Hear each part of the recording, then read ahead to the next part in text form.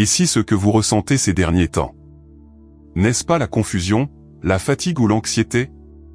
Et si c'était le signe silencieux que quelque chose de beaucoup plus grand est en train de s'activer en vous?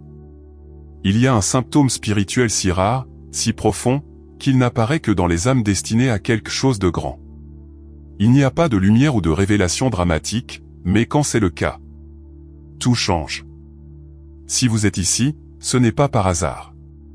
Cette vidéo peut vous montrer que vous n'avez jamais été brisé ou vous étiez simplement en train de vous éveiller à votre véritable mission. Avant de commencer, voici une invitation importante, prenez du temps pour vous, respirez profondément et préparez-vous à plonger dans les 8 couches cachées qui marquent le réveil des élus les plus puissants. N'en sautez aucun, le numéro 5 est peut-être celui qui débloquera tout ce que vous avez ressenti ces derniers temps. Et si à un moment donné vous vous reconnaissez dans les mots, commentez ci-dessous, je suis l'un des 8. Activons ensemble ce que le monde ne comprend toujours pas. Préparez-vous, car ce que vous êtes sur le point de réaliser n'est pas quelque chose auquel tout le monde peut s'identifier. Cela va au-delà des nombres angéliques ou des applications de méditation. C'est quelque chose qui n'arrive qu'à quelques personnes dans le monde, des gens qui ne s'éveillent pas seulement spirituellement, mais qui sont nés pour guider les autres hors du brouillard. Vous ne le savez peut-être pas encore, mais il y a un symptôme spirituel que vous avez expérimenté qui vous marque comme l'un des élus. Ce n'est pas tapa accent grave l'œil, ce n'est pas dramatique, en fait, la plupart des gens l'ignorent complètement. Mais pour ceux qui le ressentent, ce seul symptôme commence à tout changer, leurs pensées, leurs émotions, leur identité, toute leur réalité. La plupart des gens l'écartent lorsqu'ils commencent, l'attribuant au stress, à l'épuisement professionnel ou à la maladresse. Mais ce symptôme n'est pas la confusion, c'est l'activation. C'est ce qui se passe lorsque votre âme commence à se rappeler pourquoi elle est venue ici. Et voici ce qui le rend si rare, ce symptôme ne visite pas tout le monde. Elle n'apparaît qu'à ceux dont l'énergie est assez puissante pour porter le poids de la transformation collective. Si vous en avez fait l'expérience, ce n'est pas un accident. Il n'est pas temporaire et ne disparaît pas. Découvrons les 8 couches d'expérience qui composent ce symptôme rare et puissant, et pourquoi, si vous les ressentez, vous n'êtes pas seulement en train de vous réveiller, vous êtes choisi. Ce symptôme de réveil commence silencieusement. Il n'arrive pas comme le tonnerre, mais glisse un jour ordinaire. Vous vous rendez au travail en voiture, vous roulez votre téléphone, vous pliez votre linge, et soudain la pensée surgit, je n'ai plus l'impression que je me ressemble. Votre travail, vos relations, vos objectifs, votre identité, tout cela commence à vous sembler emprunté, comme si vous aviez hérité d'une vie qui n'a jamais vraiment été la vôtre. Vous commencez à poser des questions que vous n'avez jamais posées auparavant, pourquoi est-ce que je m'en soucie? Qui m'a dit que c'était important? Quand est-ce que j'ai cessé de me sentir vivant? Au début, vous pouvez essayer de l'ignorer, de changer votre routine, de partir en voyage, de faire quelque chose d'amusant. Mais le sentiment s'approfondit, devient quelque chose de plus lourd, une sorte de décalage énergétique entre votre moi intérieur et votre vie extérieure. C'est la première couche de l'éveil de l'élu, le démantèlement du faux moi. Tout le monde ne passe pas par là, la plupart des gens peuvent traverser la vie comme des somnambules pour toujours. Mais les élus sont arrachés à leur ancienne réalité, qu'ils soient prêts ou non. Vous vous sentirez déchiré, une partie de vous veut retrouver le confort, mais vous ne pouvez pas. L'illusion ne colle plus, et même si vous essayez de revenir en arrière, les portes se ferment, car ce n'est pas seulement du changement, c'est un départ. Vous laissez derrière vous toute une version de vous-même, et une fois que cela commence, vous ne pouvez pas ignorer ce que vous ressentez maintenant. Après la déconnexion initiale de votre environnement, le deuxième changement frappe plus fort, vos relations commencent à changer. Les personnes dont vous vous sentiez proche commencent à sembler distantes. Les conversations semblent superficielles, le rythme entre vous change. Vous pouvez vous asseoir en face de quelqu'un que vous connaissez depuis des années et avoir soudainement l'impression de parler une langue différente. Ce n'est pas parce que vous êtes meilleur qu'eux, c'est parce que votre énergie se déplace vers une résonance plus élevée et la leur peut ne pas l'être. Ce désalignement crée des frictions. Vous remarquerez des interactions gênantes, des amis qui deviennent évasifs, des proches qui interprètent mal vos paroles, des espaces sociaux qui semblaient autrefois accueillants et qui sont maintenant énergétiquement lourds. Cela peut être incroyablement solitaire, et la plupart des gens ont tellement peur de cette phase qu'ils abandonnent leur réveil juste pour garder la paix. mais les élus le franchissent quand même. Pourquoi? Parce que leur âme ne les laissera plus faire semblant. Vous ne vous en rendez peut-être pas compte sur le moment, mais cette partie du symptôme n'est pas une question de rejet, mais de recalibrage. L'univers réorganise vos relations pour qu'elles correspondent à la fréquence à laquelle vous grandissez. Cela fait mal, cela isole, mais cela vous prépare également à attirer des liens qui reflètent la vérité de ce que vous devenez, et non de ce que vous étiez. Soudain, le monde devient très bruyant, très lumineux, très écrasant. Les environnements dans lesquels vous aviez l'habitude de naviguer facilement, lieux bondés, événements sociaux, espaces hautement stimulants, commencent à vous vendre rapidement. Ce n'est pas de l'anxiété sociale, c'est de la sensibilité énergétique. Votre système n'est plus réglé pour tolérer ce que vous avez précédemment absorbé inconsciemment. Vos sens deviennent plus aiguisés, vous commencez à ressentir les intentions des gens, leur stress, leur énergie. Vous pouvez avoir besoin de plus de solitude, de plus de nature, de plus de silence, non pas par peur, mais par nécessité. Votre corps a besoin d'être recalibré. Vous pouvez même devenir sensible à la nourriture, à la technologie ou au bruit que vous ignoriez auparavant. Cela peut être déroutant et gênant, mais ce n'est pas de la faiblesse. C'est un signe que votre champ est en train d'être purifié dans un but plus élevé.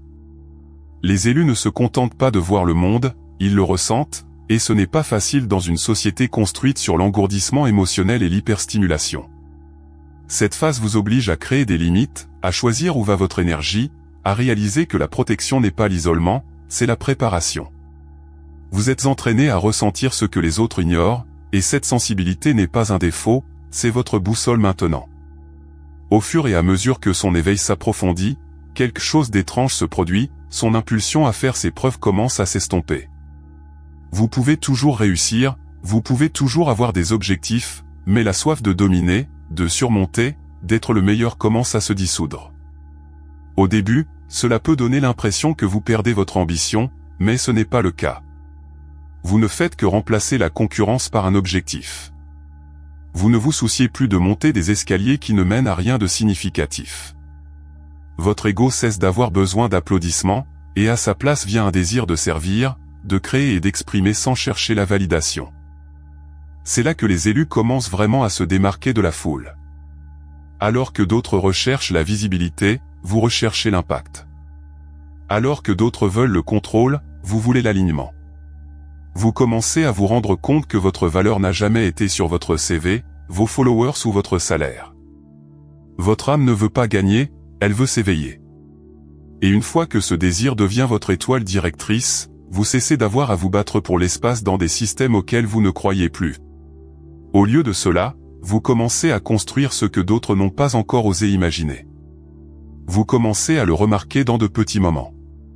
Vous vérifiez l'heure et vous vous rendez compte qu'une heure s'est écoulée alors que vous aviez l'impression d'être 5 minutes, ou l'inverse, vous n'êtes assis que depuis 1 minute, mais vous avez l'impression d'avoir flotté à travers des heures de pensée.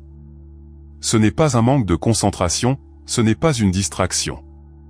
C'est le résultat de l'éveil de la conscience qui ne perçoit plus le temps linéaire. La plupart des gens vivent à l'heure, routine, échéance, horaire. Mais lorsque vous commencez à vous éveiller spirituellement en tant qu'élu, votre perception du temps change complètement. Pourquoi? Parce que votre conscience commence à se connecter si profondément avec le moment présent que le passé et le futur perdent leur contrôle. Vous commencez à avoir l'impression que tout se passe en même temps, que l'intuition est plus fiable que les plans, que le temps dans la vie n'est pas toujours une question de contrôle, c'est une question d'alignement. Il se peut que vous ayez plus de mal à vous en tenir à des routines rigides ou à vous sentir déconnecté des objectifs à long terme qui vous ont autrefois motivé. Ce n'est pas de la paresse, c'est votre boussole intérieure qui passe de l'horloge à la fréquence du flux. Vous commencez à vous fier davantage aux impulsions internes qu'au rendez-vous. Vous remarquez les synchronicités, les bonnes personnes, les bons endroits, les bons messages qui arrivent quand ils en ont besoin, pas quand vous les attendez. Et plus vous le permettez, plus le temps devient quelque chose avec lequel vous avancez, et non quelque chose que vous poursuivez. L'un des symptômes les plus étranges d'être un élu est à quel point vous commencez à avoir envie de solitude. Même si vous n'êtes pas triste, ennuyé ou seul, vous vous sentez tout simplement mieux seul. Il ne s'agit pas d'isolement, vous aimez toujours les gens, vous vous souciez profondément. Mais quelque chose en vous commence à sentir que vous avez besoin de silence pour entendre quelque chose d'important. Celle-ci apparaît généralement après la phase de sensibilité énergétique. Être trop entouré d'autres personnes commence à embuer votre propre énergie, même les conversations informelles peuvent être épuisantes. Ce n'est pas personnel, c'est énergique. Vous pouvez vous retrouver à vous éloigner des plans sociaux, à vous déconnecter des notifications constantes ou à passer des heures à ne rien faire et à aimer ça. C'est parce que votre esprit est en train de se recalibrer.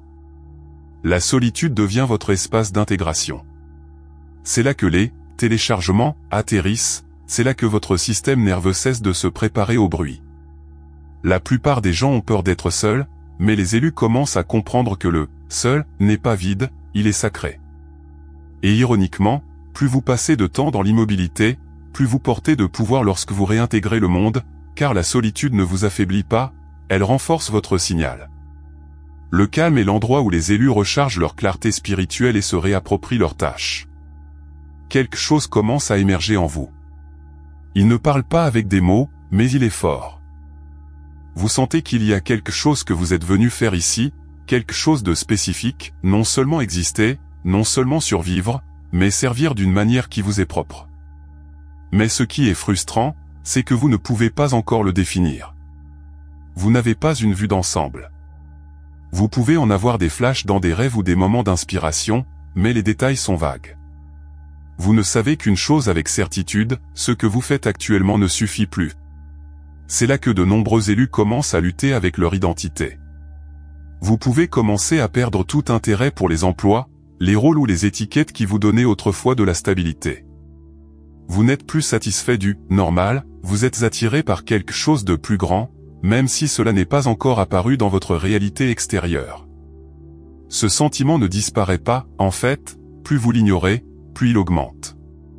Ce n'est pas votre imagination, c'est votre âme qui signale que votre véritable mission commence à faire surface. Vous n'êtes peut-être pas destiné à changer le monde publiquement, votre mission peut être discrète, sacrée et profondément personnelle. Mais quoi qu'il en soit, c'est réel, et si vous le ressentez en ce moment, cela signifie que votre éveil est entré dans une phase que la plupart des gens n'atteignent jamais. C'est la dernière couche, et c'est celle qui change tout, parce qu'une fois que cela se produit, il n'y a pas de retour en arrière. Vous perdez la capacité de faire semblant. Vous ne pouvez pas forcer les sourires, vous ne pouvez pas vous engager dans des conversations dénuées de sens, vous ne pouvez pas vous présenter comme une version édulcorée de vous-même juste pour mettre les autres à l'aise. Vous ne devenez pas impoli, vous devenez réel. Et cette authenticité commence à rayonner si fort qu'elle change la façon dont les gens vous réagissent. Certains sont inconfortables, d'autres se sentent magnétisés, mais vous vous sentez libre. C'est le symptôme le plus profond du réveil d'un élu, le retour à la vérité. Vous ne vous moulez plus aux attentes, vous ne façonnez plus votre identité en fonction de ce que les autres veulent que vous soyez. Vous n'êtes plus prêt à rétrécir pour être aimé. Vous vous ancrez, non pas dans l'arrogance, mais dans la clarté. Et cette clarté rend la vie plus simple, et non plus difficile. Les décisions deviennent plus faciles, les limites deviennent plus claires. Vous cessez de vous excuser de votre présence, parce qu'une fois que vous vous souvenez de qui vous êtes, vous cessez d'agir comme quelqu'un que vous n'êtes pas. Et c'est alors que l'éveil devient permanent, non pas parce que vous avez tout maîtrisé, mais parce que vous avez cessé de faire semblant. Et dans un monde construit sur la performance, cela le rend extrêmement rare. Si vous avez fait l'expérience de ces couches, même si ce n'est que quelques-unes d'entre elles, comprenez quelque chose que très peu de gens entendent, vous ne devenez pas fou, vous n'êtes pas perdu, vous n'êtes pas brisé. Vous vous éveillez d'une manière que seules quelques rares personnes font. Ce symptôme spirituel n'est pas aléatoire, ce n'est pas un effet secondaire du stress ou d'un changement temporaire dans la vie. C'est votre âme qui active une ligne de temps plus profonde, une où vous ne vivez plus sur la base de la survie, mais sur le souvenir. Vous êtes ici pour aider les autres, oui, mais pas en vous sacrifiant. Vous êtes ici pour vivre comme un être pleinement éveillé, ancré et puissant qui reflète ce que la vérité signifie sous forme humaine. C'est pourquoi votre ancienne vie ne vous convient plus, c'est pourquoi le monde semble plus bruyant, c'est pourquoi vous êtes attiré. Vous ne traversez pas seulement un éveil spirituel, vous êtes prêt à diriger. Si cela vous a parlé, commentez ci-dessous, je ressens cet éveil dans mon âme. Revendiquons-le ensemble, car les élus ne parcourent pas ce chemin seuls. Et avant de partir, regardez la vidéo suivante, car maintenant que vous vous en souvenez, la question devient, comment le protéger du monde qui vit encore endormi ?